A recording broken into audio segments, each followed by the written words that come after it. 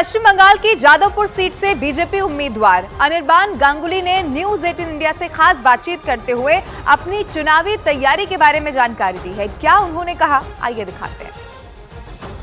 जादवपुर की seat intellectuals की seat मानी जाती है और यही कारण है कि भाजपा ने भी एक इंटेलेक्चुअल को, डॉक्टर अनिर्बान गांगुली, उनको मैदान में उतारा है। इसका एक इतिहास है। कई लोग यहाँ जिनका एक इंटेलेक्चुअल छवि रहा है, जादवपुर से खड़े हुए लड़ा भी। ऐसे कुछ लोग हैं जिनका इंटेलेक्चुअल छवि नहीं है, फिर भी जादवपुर में खड़े हुए और जीत भी गए। किनकी चर्चा कर रहे हैं? वो 84 में ममता बनर्जी, उनका तो इंटेलेक्चुअल छवि नहीं है। बाद में मिमी चक्रवर्ती, उनका भी नहीं है। कबीर सुमन गायक थे, उनका भी नहीं है। बीच में थे सुगत बोस, तृणमूल कांग्रेस के इंटेलेक्चुअल थे, पर कभी लोगों के बीच उनको दिखा नहीं गया। तो ऐसे ही मिली जुली इतिहास है। अब आप यहाँ पर मैदान में हैं, कैसा रिस्पांस मिल रहा है? देखिए, रिस्पांस लोगों का बहुत अच्छा है और हम लोगों को, क्योंकि हम प्रतिपक्ष में हैं, हमको मेहनत और भी ज़्यादा करना पड़ता है।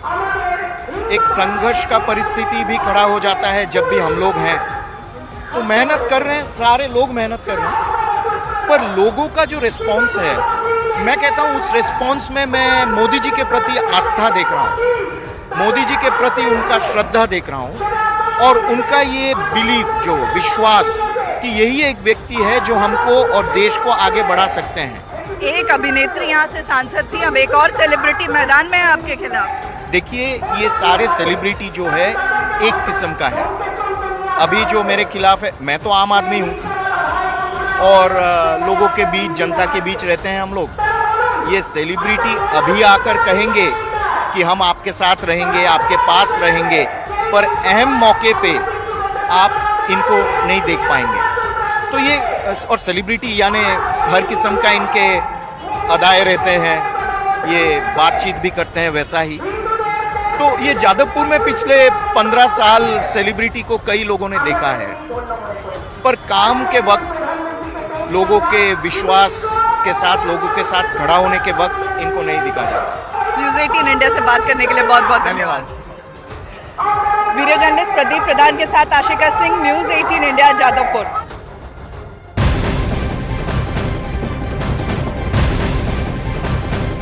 और देश के रक्षा मंत्री राजनाथ सिंह ने न्यूज 18 को दिए एक्सक्लूसिव इंटरव्यू में संदेश खाली को लेकर बहुत बड़ी बात कही है। संदेश खाली की घटना पर राजनाथ सिंह ने कहा है कि ऐसी घटना पर बंगाल सरकार ने चुप्पी साधी। इस पर कोर्ट ने भी बंगाल सरकार को फटकार लगाई है। इसके साथ ही राजनाथ सिंह ने बंगाल में इस बार 36 सीटों पर जीत दर्ज करने का बड़ा दावा कर दिया है।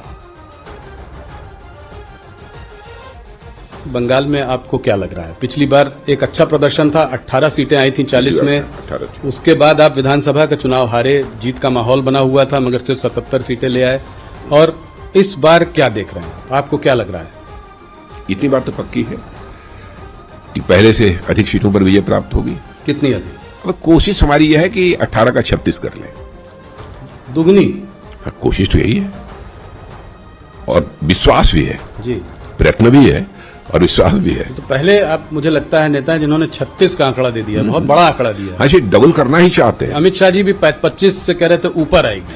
नहीं, उन्होंने कहा होगा, लेकिन मुझे लगता है कि टारगेट हम लोगों का तो 36 का है। वहां पे आपको क्यों लगता है कि इतनी बड़ी जीत का मतलब, इतनी जीत का मतलब लोगों में आक्रोश? किस बात का आक्रोश? वेस्ट बंगाल में सरकार नाम की कोई चीज शेष नहीं बची है। आप किसको ये बताइए कि स्थायी सरकार, पहले कम्युनिस्ट पार्टी की भी सरकार वहां थी जी, वर्षों तक स्टेबल गवर्नमेंट, स्थायी सरकार वहां पर थी जी, फिर भी जिस तेजी के साथ पश्चिम बंगाल का विकास होना चाहिए था, वहां की बेरोजगारी का संकट, अन्य बहुत सारी समस्याएं, वहां के विकास का संकट, इस पर जो विजय प्राप्त करनी चाहिए थी, वो सरकारें अस्थायी होने के बावजूद भी नहीं कर पाई। लोग इस सच्चाई को अब समझने लगे हैं कि सचमुच विकास यदि कोई राजनीतिक पार्टी कर सकती है तो भारतीय जनता पार्टी, कोई अलायंस यदि कर सकता है तो एनडीए कर सकता है। लोगों का यह विश्वास है और आज के प्रधानमंत्री मोदी जी ही कर सकते हैं, यह लोगों का विश्वास है। क्या संदेश खाली भी बड़ा फैक्टर है इसमें? संदेश खाली है बड़ा फैक्टर, लोग आहत हैं। और मैं समझता हूँ संदेश खाली जैसी जिस प्रकार की दुर्भाग्यपूर्ण घटना घटित हो रही थी और बिल्कुल चुप्पी साधे हुए वहां की राज्य सरकार बैठी थी, और आपने देखा होगा कोर्ट ने भी लताड़ा है राज्य सरकार को।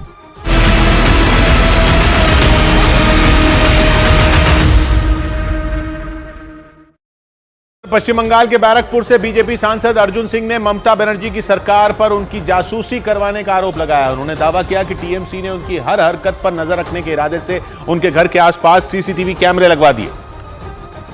और वो भी कोई 2-4 नहीं, बल्कि अर्जुन सिंह के मुताबिक ममता बनर्जी के कहने पर उनके घर के आसपास करीब 80 से ज्यादा सीसीटीवी कैमरे लगाए गए। बैरकपुर में उनके घर के पास के खंभों पर सीसीटीवी कैमरे लगे नजर आए। उनके घर की तरफ जाने वाली सब गलियां और चौराहे कैमरों की जद में दिखाई दिए। जहां भी निगाह गई कोई न कोई सीसीटीवी कैमरा लगा दिखाई दिया।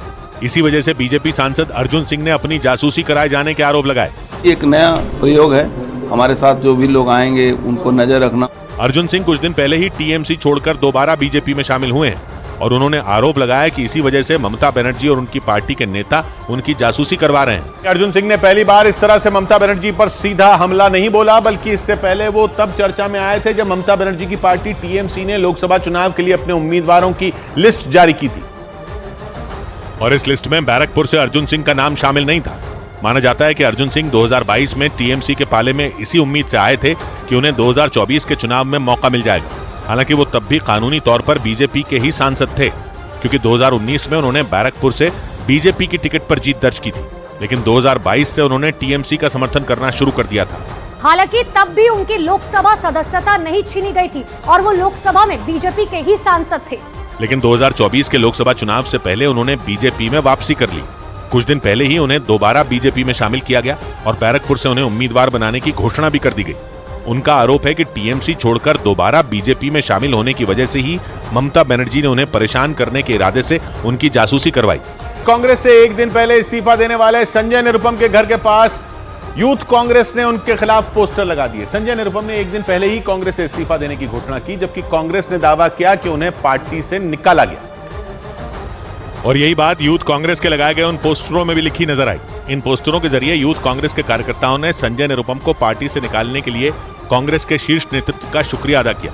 हालांकि बाद में माहौल खराब होने की आशंका को देखते हुए वो पोस्टर हटा दिए गए। संजय निरुपम के घर से महज 100 मीटर की दूरी पर ही एक पोस्टर लगाया गया था, जो दावा किया जा रहा है कि वो यूथ कांग्रेस के लोगों ने पोस्टर लगाया था। हालांकि इसके जवाब में संजय निरुपम ने भी सोशल मीडिया पर एक पोस्ट की। अपनी उस पोस्ट में संजय निरुपम ने यह दावा किया कि कांग्रेस छोड़ने के बाद उनका दिल हल्का हो गया। ये सारा बवाल इस बात पर हुआ कि संजय निरुपम ने खुद कांग्रेस छोड़ी या फिर उन्हें पार्टी से निकाला गया, क्योंकि एक दिन पहले कांग्रेस ने उन पर एक्शन लेते हुए उन्हें पार्टी से निकालने की घोषणा की थी, जबकि खुद संजय निरुपम ने